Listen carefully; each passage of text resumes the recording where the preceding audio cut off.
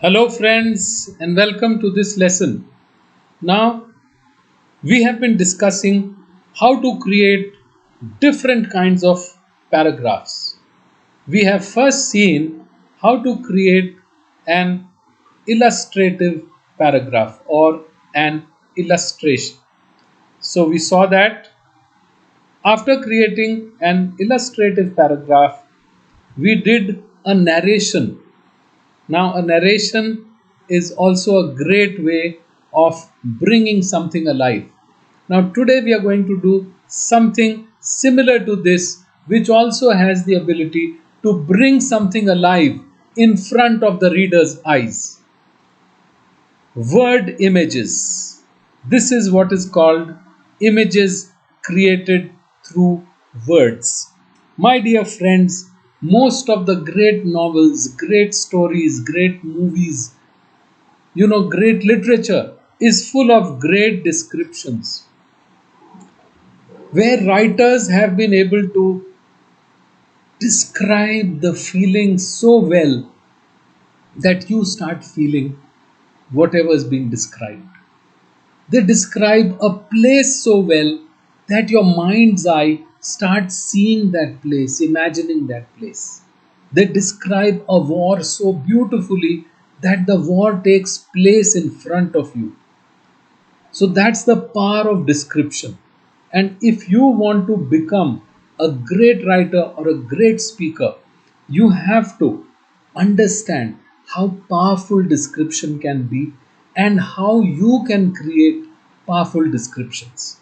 So, description is nothing but a word picture which clearly and vividly makes you see something. It creates a clear and vivid impression of the topic.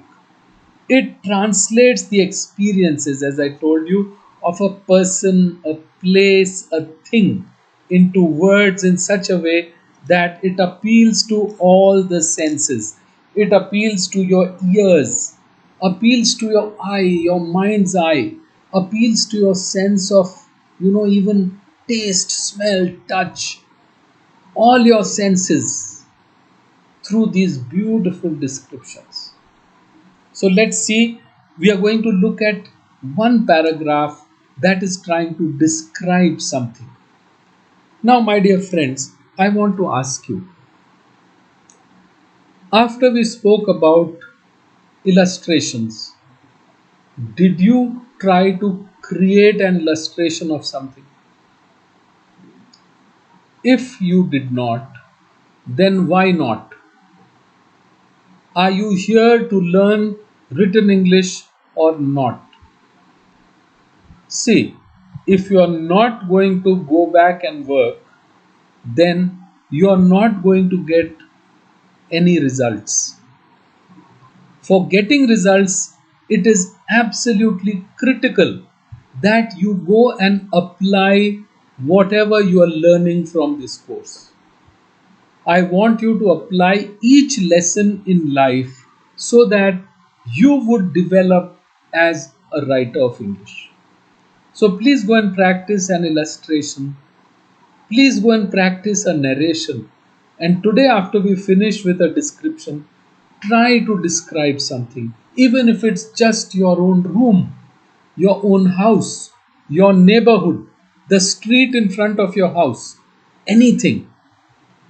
Go to the terrace and look up at the sky and try to describe what you see, in the skyline, what you see down on the street, whatever the view from wherever you live, try to describe. Have you seen painters? They sit somewhere and then they paint a scene, and then you say, oh, it is that scene. Yes, he's painted our railway station. So a painter has that eye. You must now create a writer's eye, which creates a word painting. Without colors, it's much more powerful than a colorful painting or a photograph. So you have to develop that sense. Let's look at our descriptive paragraph. What all does it do? A good description creates a main impression, overall effect, feeling, or image about the topic. So, a great description brings it alive, makes it dance in front of your eyes. It uses concrete and specific details to support the main impression, whatever the impression you're trying to create. It uses details that appeal to all the five senses, as I told you: hearing, seeing, touch, smell, taste. All the five senses are touched by great description. So let's look at a great description. A subway is an assault on your senses. Assault is attack.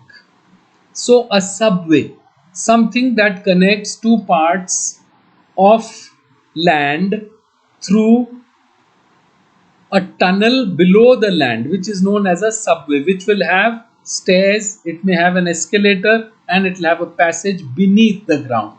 So underground, you can call it. Subway can also be called an underground. So an underground passage. So that underground is an assault on your senses. It attacks all your senses. There's something for all the senses. You walk down the steep, smelly steps. Smelly, people are spitting, people may be urinating at night, whatever.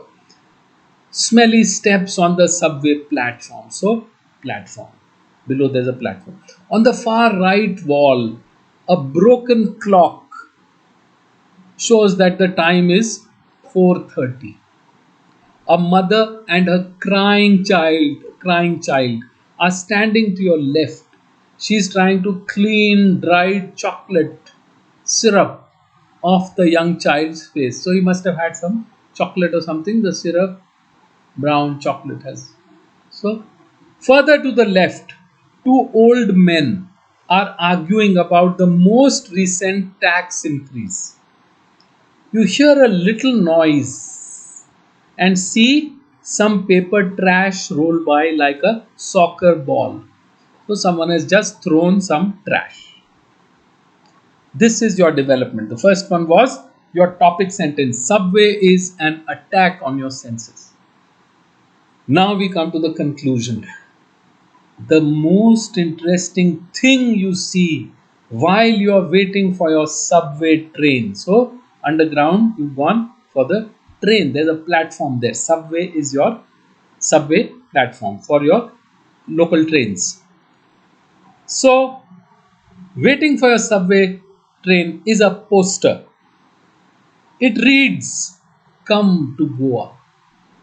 Deep blue skies, a lone palm tree, and sapphire waters call you to this exotic holiday place. So here you are in a dirty subway with all kinds of sights, sounds, and smells, and then you see a poster of Goa, beautiful sea, palm tree swaying in the wind. What a contrast! Here it's land, subway, dirt, all kinds of stuff, and there you see that beautiful sky, blue sea, palm tree, and exotic destination. It's a contrast. So this is a description, friends.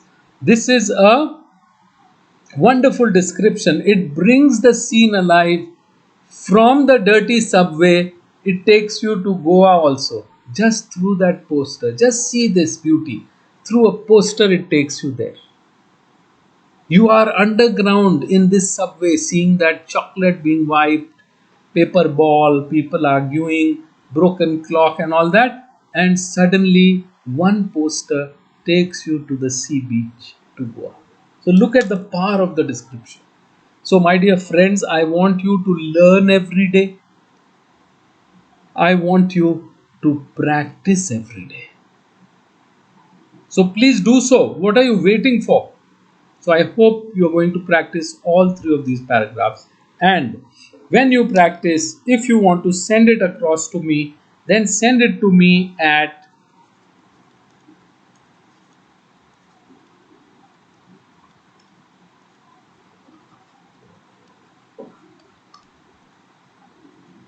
atul@trainercorp.com, the mail ID through which I send you all these lessons.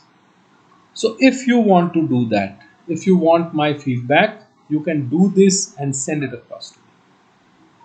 So, friends, thank you very much for watching this lesson. I'll see you in the next.